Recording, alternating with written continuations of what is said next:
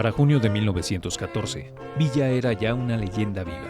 Si en Ciudad Juárez, Tierra Blanca y Ojinaga mostró sus grandes dotes militares, en Torreón consolidó su capacidad. La historia oral en los corridos así lo manifiestan. Cuando Villa entró a Torreón, le dio una fiera batalla y con sus pieles dorados echó a correr a Pizarra. Si bien la mayoría reconocía el empuje que el villismo había mostrado en la toma de Torreón, Carranza seguía con una evidente desconfianza.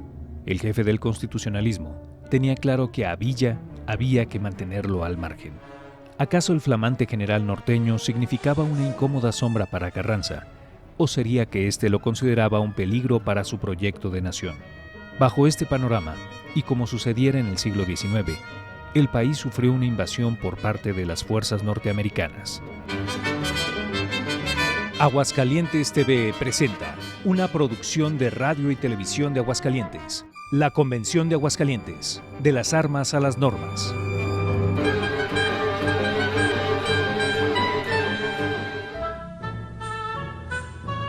Mientras el gobierno de Huerta se desquebrajaba, la comunidad internacional no perdía de vista el conflicto.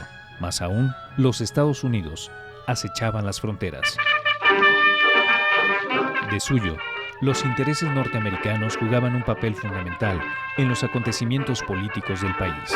Estados Unidos había sido, durante el Porfiriato, la potencia extranjera que más inversión tenía en la industria mexicana. Pues claro que había muy fuertes intereses económicos en las haciendas, en las industrias, en el ferrocarril, en las fábricas de distinta índole, y los norteamericanos estaban preocupados porque sus intereses no fueran afectados. En 1914 hubo un cambio de gobierno en Estados Unidos. Por un lado estaba primero el presidente Taft, que era republicano, y que su embajador Henry Lane Wilson fue de los que apoyaron el golpe de Estado contra Madero, apoyando a Huerta, y durante ese tiempo siguieron apoyando a Huerta. Pero en el 14 hubo elecciones en Estados Unidos, pierde el gobierno el Partido Republicano y entra el Demócrata con Wilson y le quita el apoyo a Huerta y se lo otorga a Venustiano Carranza. Y no olvidemos que en el 14 Estados Unidos invade México poniendo tropas en Veracruz. La llegada de la flota yanqui a las costas del Golfo Mexicano tuvo varias connotaciones. Por un lado, el debilitamiento por falta de armas del ya diezmado ejército huertista. Por otro, el fortalecimiento del constitucionalismo. Por su parte, a Villa no le desagradó del todo aquella afrenta contra la soberanía nacional. Algunos reporteros se acercaron con el general Francisco Villa en el estado de Chihuahua y le preguntaron cuál era su opinión respecto a la ocupación de Veracruz por parte de los marines.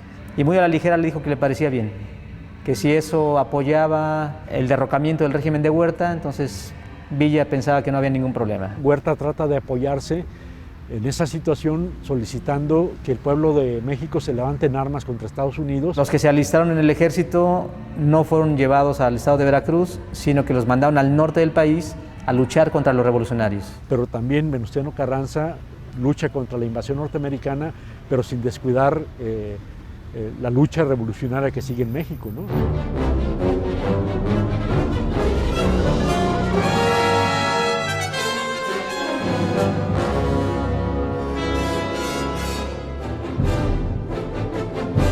Al margen de la invasión a Veracruz, la revolución en contra de Huerta seguía su curso.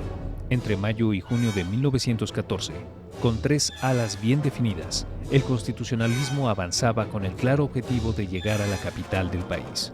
Estratégicamente, tomar Zacatecas significaba la derrota de Huerta. Sin embargo, el primer jefe trató de impedir que la división del norte tomara la bufa.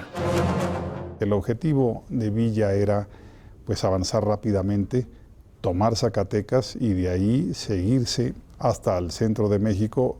Yo creo que Villa tenía la ilusión de tomar el Ciudad de México. Carranza tiene dos objetivos: que el ejército del noreste y el del noroeste avancen rápido hacia el centro de México, porque quiere que esos ejércitos, Pablo González, Jesús Carranza, Álvaro Obregón, tomen Ciudad de México. No quiere que la tome Francisco Villa. Entonces le pone obstáculos, le dice a Villa que vaya a tomar Saltillo.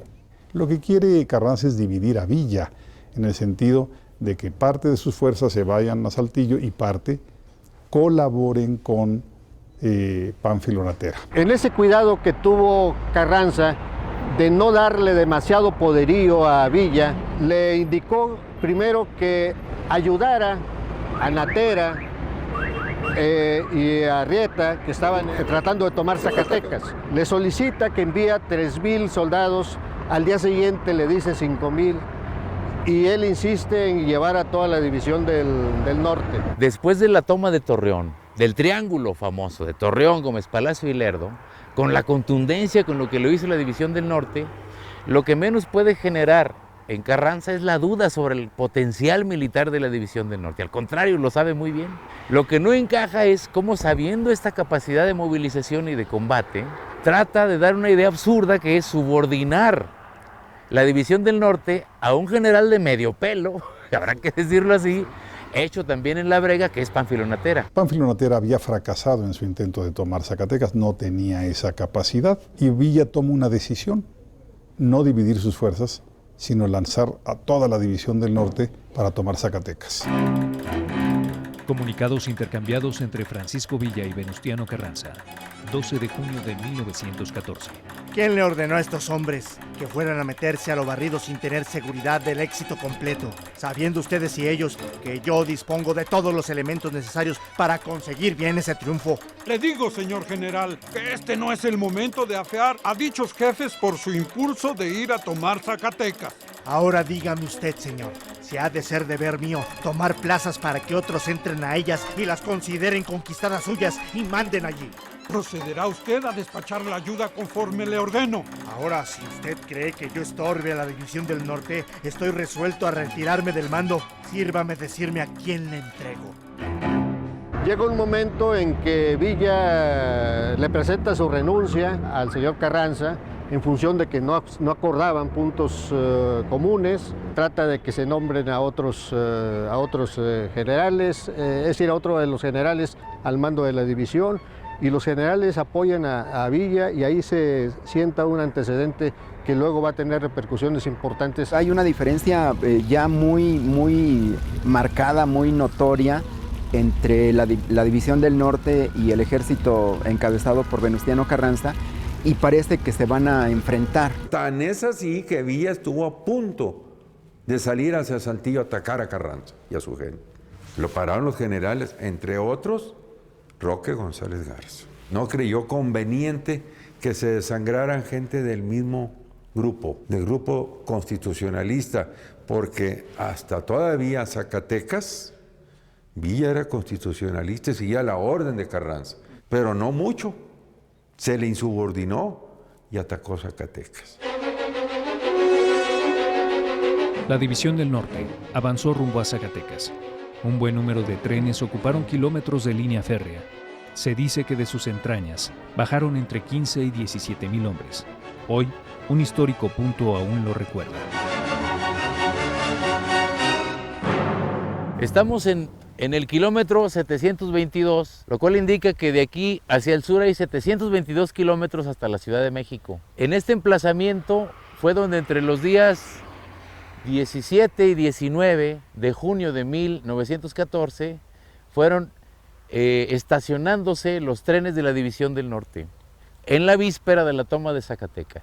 Cuando hablamos de estacionar 11 trenes de los que consistía la División del Norte, debemos de tener en cuenta que estos 11 trenes se estacionaban a lo largo de varios kilómetros. Apostados en este lugar, los revolucionarios voltean hacia el sur y lo que encuentran es el Cerro de la Sierpe o de la Serpiente, detrás del cual se encuentra el Cerro del Grillo y tras él la ciudad de Zacatecas y luego la Bufa. Llama la atención cómo en las memorias de Ángeles, en el parte de Guerra de Ángeles de la Toma, refiere sus permanentes exploraciones en un terreno mojado a caballo.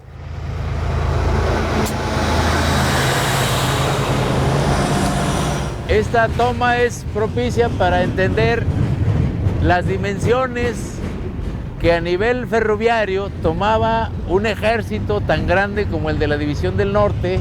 Había vagones prácticamente para todo, había vagones hospitales, vagones de figón, que eran los vagones del comedor, de avituallamiento, tanto de combate como de boca, que se le llamaba entonces parque de comer, parque de boca.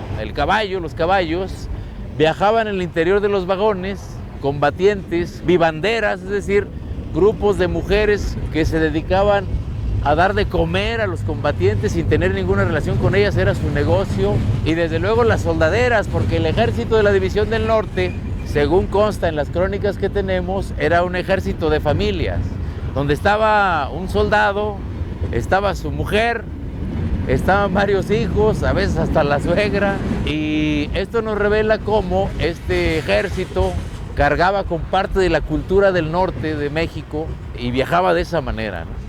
Estos trenes que se concentran en este lugar transportaban a diferente clase de sujetos. Los dorados de Villa, menos prietos que los demás, vestidos de caqui, con botas o zapatos, sombrero tejano. Se distinguían estos de los soldados labriegos que acompañaban, por ejemplo, a Pánfilo Natera, que eran más prietos, lampiños, llevaban camisa y calzón de manta. Pero lo más curioso del caso es que llevaban iconos sagrados colgados del cuello o en el sombrero ancho de palma.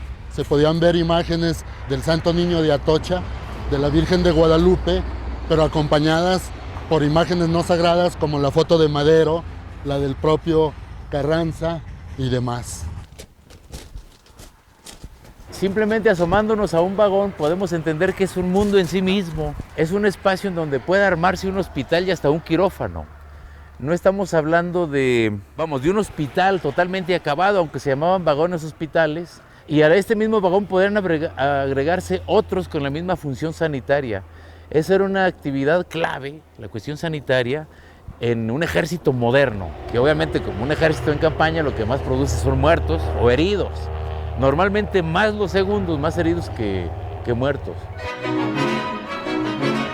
Aun y cuando Carranza luchó por lo contrario, Villa estaba a punto de tomar Zacatecas. Aquel 23 de junio quedó inscrito en la historia, como el día en que las raíces de nuestra raza se estremecieron al sonido de los cañones.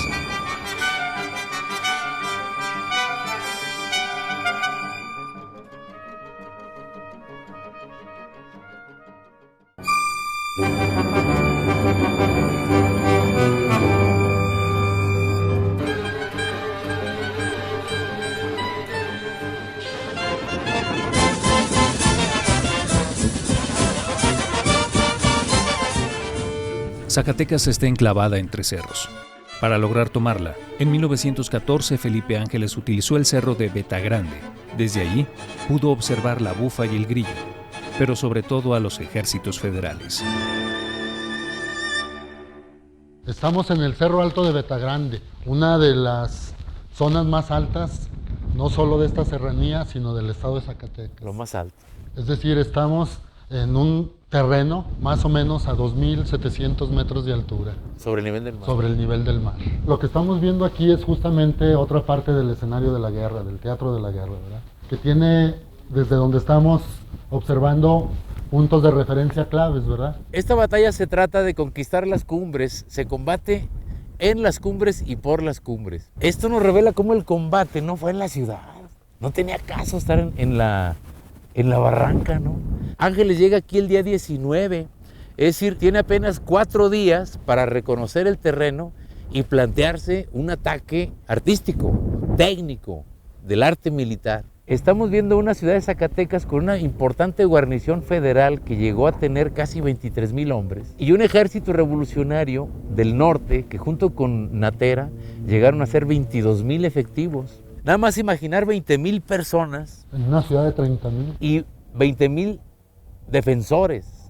O sea, si pensamos en términos futbolísticos, es casi la mitad del Estadio Azteca envueltos en la vorágine y el drama de una batalla sangrienta. Este ejército federal emplazado en Zacatecas, es un ejército compuesto en su mayor parte por tropa de leva, es decir, gente que viene forzada al combate. Irregulares. Irregulares. No entienden ni el toque de la corneta. Ni la razón. Hay un testimonio de una novela que se llama Juan Pérez Jolote, es de Ricardo Pozas, en donde Juan Pérez Jolote es levantado en la ciudad, es un indígena chamula, es levantado en la Ciudad de México y traído a combatir forzosamente a Villa. Y él narra cómo los oficiales federales le dicen a la leva que los villistas son crueles y que se comen a la gente. Entonces están ahí con una moralidad muy baja.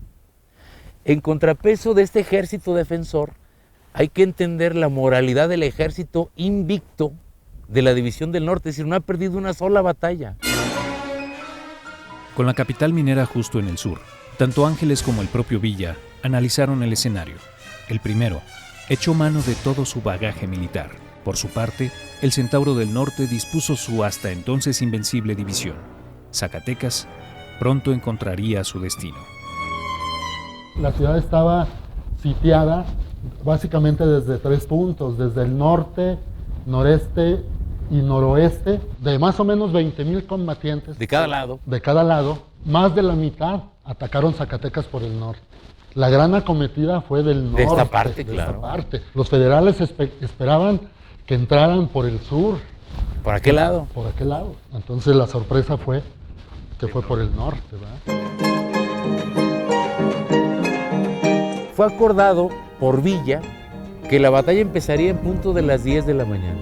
El corrido de la toma de Zacatecas dice que al disparo de un cañón empieza la batalla. La señal que le dio Villa a todos en formación para empezar el combate al disparo de un cañón. Pero lo que dice Ángeles es que se dispararon 24 cañones a la misma hora, coordinados.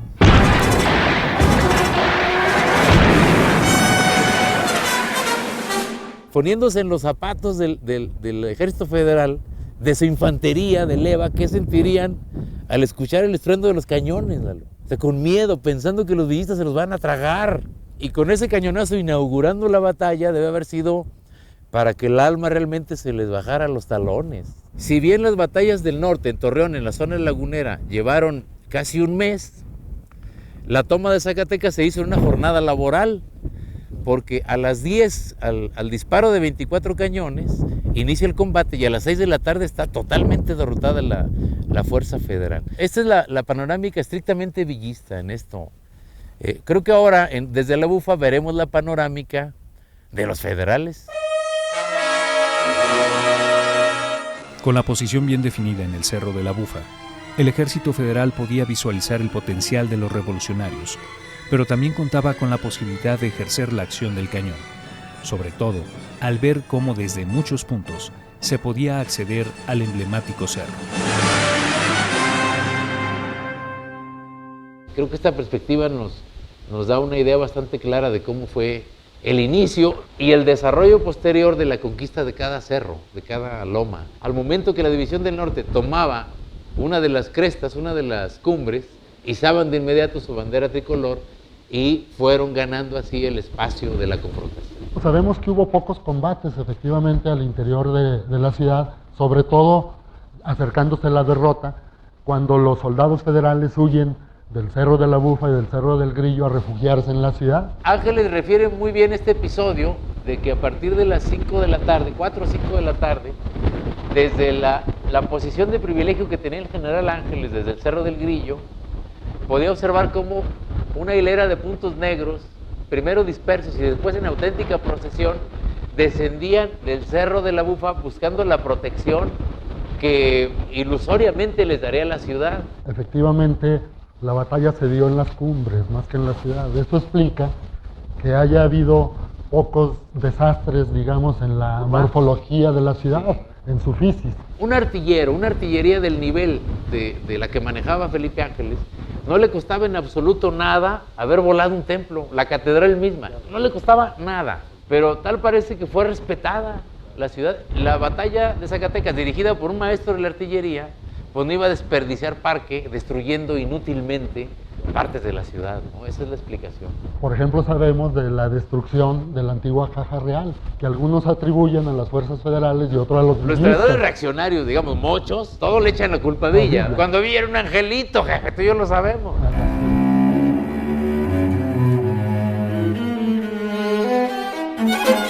Es el emblema de la destrucción, pero es solamente ese edificio el que está destruido. No es. Los demás sufren daños. de los techos, las ventanas. Exactamente en el edificio blanco, hoy es un hotel, estaba el edificio federal. Era, después del Palacio de Gobierno, era el edificio más poderoso dentro de la ciudad. La rumorología conservadora de Zacatecas normalmente achaca a las fuerzas revolucionarias la destrucción del edificio. Lo han repetido tanto que es común que los guías de turistas también lo repitan. Aunque sabemos que la voladura del edificio pues es una actividad bien planeada, técnica, por parte del Ejército Federal. A las 5 o 6 de la tarde, la ciudad ya está prácticamente asaltada. Llegan y entran a ese edificio que es la sede. Tienen que tomar el edificio emblema, pero también hay una conspiración. En cuanto entren los individuos, habrá una explosión. Destruyen el edificio por dentro, porque solo se derrumba así. Así es. Y cae al lado. Es decir, no es esta destrucción. El edificio se mantuvo, el de enfrente. El famoso edificio de los Leones se conserva. Con la derrota a cuestas, las diezmadas filas federales cruzaron las calles de Zacatecas en búsqueda del sur. Al surcar los caminos, encontraron una muerte colectiva en la que además fuerzas de Natera practicaron la rapiña. La historia contabiliza hasta 5,000 bajas federales.